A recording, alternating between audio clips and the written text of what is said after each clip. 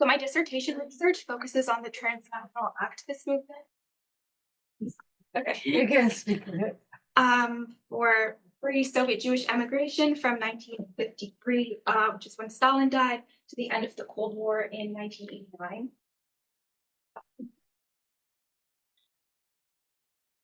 Okay. So during this period, hundreds of thousands of Jews applied for exit visas from the Soviet Union, mostly to Israel. And for most of them, it was a years or even decades-long battle to receive an exit visa. So the people who were refused an exit visa became known as refugees. This is a unique story in Soviet history because it was the largest migration in Soviet peacetime history. And it's also a unique story in Jewish history because until this migration, the Soviet Union was one of the three biggest population centers for Jews in the world, along with the US and Israel. And in only a matter of decades, there were only like about 10,000 Jews left. So today I will be giving you just an overview of Soviet immigration policy and the first wave of Soviet Jewish emigration from the late 60s to the early 70s. So at the time of Stalin's death in 1953, there were about 2.3 million Jews in the Soviet Union. And from these, over 2 million left until 1991, the collapse of the Soviet Union. So as I mentioned, this was a mass exodus that was unparalleled in Soviet history. And it was especially remarkable if you consider that Soviet Jews had to rebuild their Jewish identity after the Holocaust, which wiped down about half of the Soviet Jewish population. Then there were also Stalin's deadly anti-Semitic persecutions in the late 40s and early 50s, and then Khrushchev and Brezhnev's systemic anti-Semitism. So Jewish emigration from the Soviet Union began very slowly. A few thousand Jews who had been Polish citizens when World War II began were then repatriated to Poland as part of a Polish-Soviet official agreement. But this was limited to only a few thousand Jews, and for the vast majority, emigration was still unthinkable. The establishment of the State of Israel in 1948 inspired more Jews to identify with their Judaism, but the start of Stalin's anti-cosmopolitan campaign, which was sort of a euphemism for an anti-Jewish campaign, began that same year, and so it prevented Jewish sentiment from really growing and actually encouraged assimilation instead. So from 1953 to 68, under Khrushchev, anti-Semitism was less violent than under Stalin, but it was still very systemic in his closure of synagogues and his anti-intellectual campaign that disproportionately affected Jews, and also his anti-Zionism. So for example, the state of Soviet-Israeli relations were tied to the Soviet state's level of anti-Zionism, which in turn was tied to how possible it was to emigrate. So for example, a few thousand Jews were allowed to emigrate from 1954 to 56, but then the Suez Crisis began in October 56, and emigration came to a complete stop the next month. So Soviet-Israeli relations reached an all-time low with the outbreak of the Six-Day War in 1967. And I will talk more about the war later, but for now I'll just say that it was very different from previous wars in that it was much more dramatic. And so instead of slowing Soviet Jewish emigration, it actually catalyzed the Jewish national movement. And this led to the first wave of emigration, which is what we can talk about today. So from 1974 to 77, emigration slowed, and instead of being primarily motivated by Zionism, like the first wave had been, this was more motivated by pragmatic issues like mostly economic concerns. Then emigration spiked again at the end of the 70s and occurred at a faster rate than the first wave. And then it fell dramatically for most of the 80s, with only a few thousand Jews emigrating in an entire decade. Then the biggest spike by far occurred with the end of the Cold War, and this was due to a combination of relaxing immigration restrictions and also the economic and social chaos that came with the collapse of the Soviet Union. But the period after 1989 is mostly out of the scope of my research just because the factors impacting emigration after the end of the Cold War were very different from during the war. So the main question behind my research is what drove the different waves of emigration? In other words, why did the Soviet Union let the Jews leave? So emigration was generally prohibited in the Soviet Union, and not just for Jews. Emigration was seen as treason because it betrayed the idea of the Soviet Union as a utopia where people wanted to live. And it also contradicted Marxism theory, which said that migration only occurred for economic reasons. And so migration, because of a sort of nationalist sentiment, contradicted that. So to bridge this contradiction, Soviet Jews were allowed to emigrate only based on the idea of family reunification, which meant joining family members who already lived in Israel. So why the Soviet Union allowed specifically Jewish emigration out of all of its many ethnic groups, and specifically why at this time, are still questions that historians debate. So the external theory says that the Soviet Union was forced to let the Jews emigrate because of Western pressure, mostly the US. It's also called the barometer theory because it says that when US-Soviet relations were good, emigration was high, and when US-Soviet relations were bad, emigration was low. Then the internal theory explicitly disagrees with the external theory, and it says that the Soviet leadership let Jews emigrate due to mostly domestic concerns, such as, for example, getting rid of problematic Jewish activists. Then the interaction theory, as the name suggests, says that the Soviet Union let the Jews leave because of a combination of an interaction between external and internal factors, and my own research so far is mostly interaction theory. So almost 84,000 Jews emigrated during the first wave, and essentially all of them went to Israel. However, the emigration movement was not monolithic. And there were three main groups of Soviet Jews, and they each had different attitudes towards their Jewish identity and towards emigration. So these numbers are according to the 1970 census. So in 1970, the smallest group of Soviet Jews were the non-Ashkenazis. So this included the Georgian Jews, Mountain Jews, and Bukharan Jews in Central Asia. And they were the least secularized, least assimilated, and this was reflected in their high emigration rate of 35%. The mid-sized group was the Ashkenazi Jews who lived in the regions annexed by the Soviet Union in World War II. So this was the Baltics, Moldavia, and Western Ukraine and Western Belarus. These regions had been important Jewish social and cultural centers before their annexation. So the Jews who had survived the Holocaust in this area still identified with their Jewishness, but it was in a less religious way and more of a cultural way than the first group. And so you can see that their emigration rate was a little bit lower. But the significant majority of Soviet Jews were Ashkenazis living in pre-World War II borders. So this was especially Russia, Eastern Ukraine, and Eastern Belarus. And this group had been subject to the most secularization and most assimilation, and also Stalin's purges. And so they mostly understood their Jewishness just as a fact of their existence more than a cultural or religious identity. And so they had the lowest emigration rate at this time, only 1%.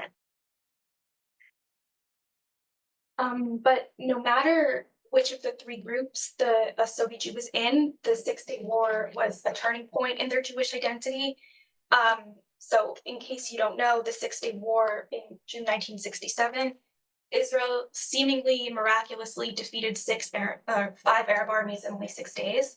And this was an extremely unexpected victory that caused a surge in official Soviet anti-Semitism because the Soviet Union was allied with the Arabs. So the Soviet state newspapers reflected the official anti-Zionism and were filled with anti-Israel headlines for months before and after the war.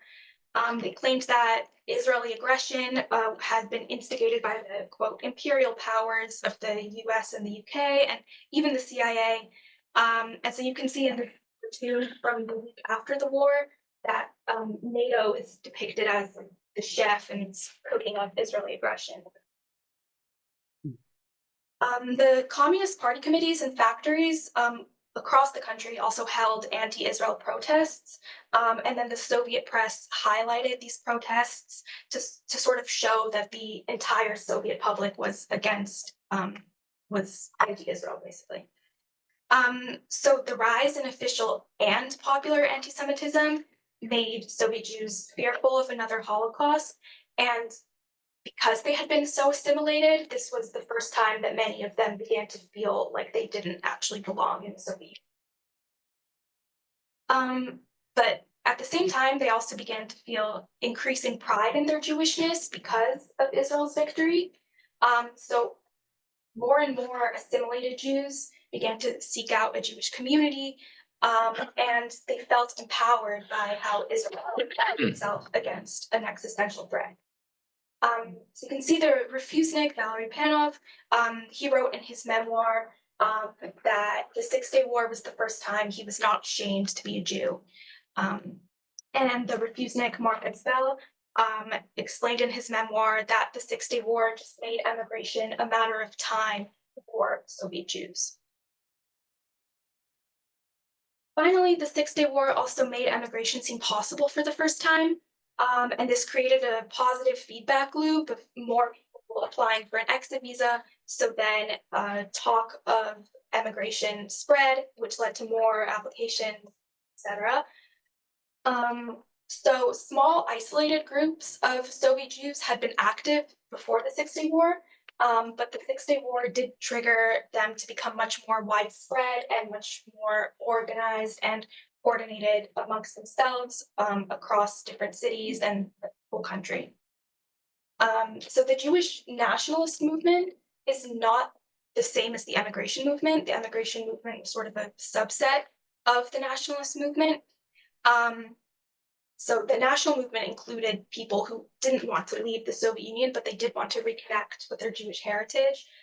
So they had underground Hebrew and Jewish history lessons. They gathered to celebrate the Jewish holidays. They had their own underground publications, and they also had little school in the kindergarten.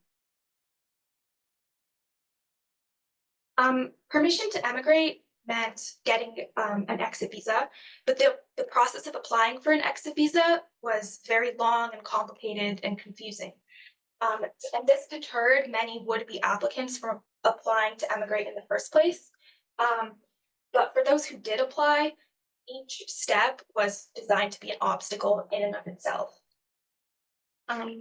So the first requirement was a typed application. And this seems straightforward, except that most Soviet Jews did not have a typewriter. So many of them couldn't even fulfill this first requirement. Then, because emigration was based on the concept of family reunification, an applicant needed an invitation from a first-degree relative in the country that they were moving to, in this case, Israel. The problem was that there was no consistent definition of a first-degree relative, so some Soviet officials counted parents, spouses, children, siblings. Others also included grandparents. Others only included parents. It was very, very undefined and up to a specific Soviet official. Also, these invitations were only valid for 1 year, but Soviet mail often got delayed or lost or damaged, and so then an applicant would have to request a new invitation, and this entire process could end up taking years. Applicants also needed a character reference from their employer, but asking an employer for a character reference for the purpose of emigration usually led to them being fired. And so then applicants usually became impoverished because they had lost their jobs and no one was willing to rehire them. Then requiring consent from family members who were not emigrating had three effects that usually could deter people from applying in the first place. So first, it could cause familial tensions because the family members who weren't emigrating had to bear the shame of somebody in their family having emigrated.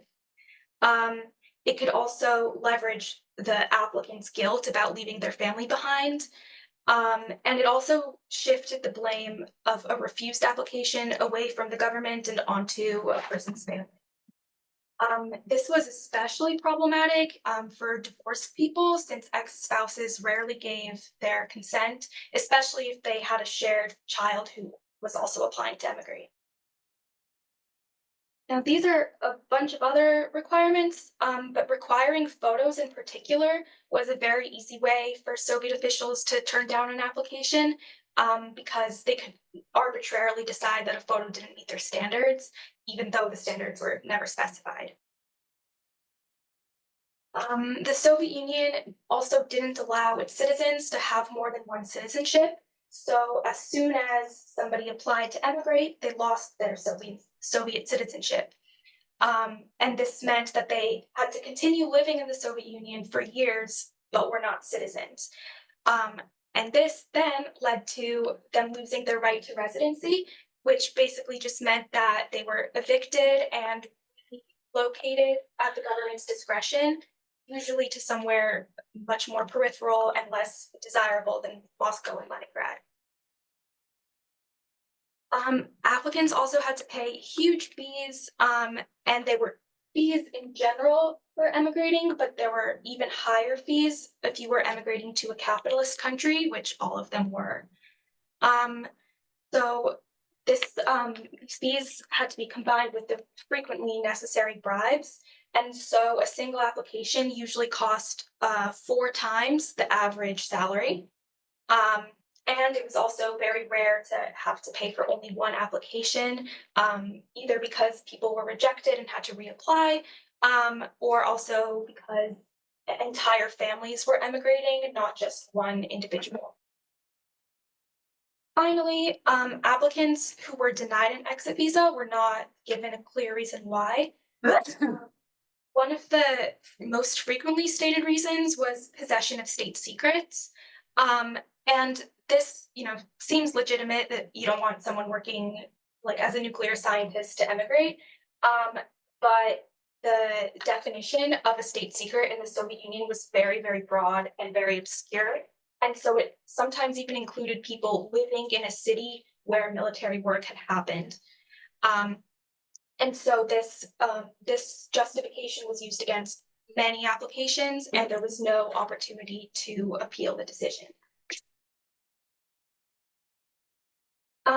So going back to the 6-Day War, it affected all Soviet Jews, regardless of which of the 3 groups that I mentioned they were in, but Jewish intellectuals felt the impact especially strongly because they were the most assimilated, and so they had sort of the hardest realization that they didn't actually belong there. Soviet official and popular anti-Semitism included professional and academic discrimination, such as quotas. And it's important to note that these intellectuals were not just like top academics in a university. Jews were proportionately the most educated group in the Soviet Union, with over 1 in 3 of them having higher education. So the impact of this discrimination was very widespread. In comparison, the next most educated group was the Russians, and they only had 1 in 25 with higher education. This discrimination was widespread and systematic across all the fields, across a person's entire career. Many memoirs remember that Jewish students that were applying to study math or engineering got harder questions on entrance exams than non-Jewish students, and this was so common that they actually became known as Jewish questions. Memoirs also tell of Jewish students getting rejected for having a Jewish name or being Jewish looking, even if they weren't actually Jewish. And some grad students actually died before a decision was made on their dissertation, and this happened more than once. Because Jews were almost always fired when they applied to emigrate, most refuseniks became impoverished. Then, to make matters worse, Soviet citizens who were unemployed could be charged with the crime of parasitism and then imprisoned or exiled. But refuseniks had been fired and nobody would rehire them. So they were stuck in a sort of catch-22 where they were punished for not working, but they were also not allowed to work. So although, as I mentioned, Soviet immigration policy was very inconsistent and obscure, it was at least partially motivated by concerns about a brain drain. So this was doubly bad from the Soviet official perspective, because first it would be damaging to the Soviet Union to lose all of these intellectuals, but it would also be beneficial to Israel to gain all of these intellectuals. So official concern about losing intellectuals is very clear from the Central Committee meeting minutes, where they are listing specific numbers of engineers and physicists and doctors who are applying to emigrate. So in August 1972, which is 5 years after the start of the first emigration wave, the Soviet Union implemented a diploma tax, which charged applicants for the education they had received in the Soviet Union. And this was in addition to all of the fees that I mentioned before. So the justification for this was that higher education in the Soviet Union was paid for by the state, so people who benefited from it and then left should pay the state back. But in practice, the tax varied according to a person's level and field of education, but it ranged from 10 to 50 times the average monthly salary, and so it was basically impossible to pay. The tax contributed to the end of the first wave of emigration, but it also contributed to the beginning of the Western activist movement, because many in the West interpreted this tax as a ransom for Soviet Jews.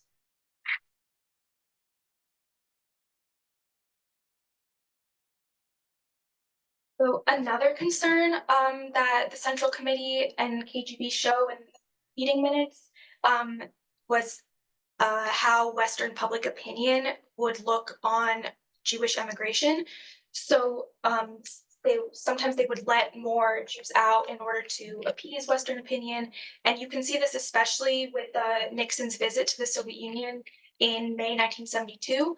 There was a huge spike in immigration numbers right before he visited, so that they would be able to then say in their meeting with Nixon, like, look how many Jews we let out.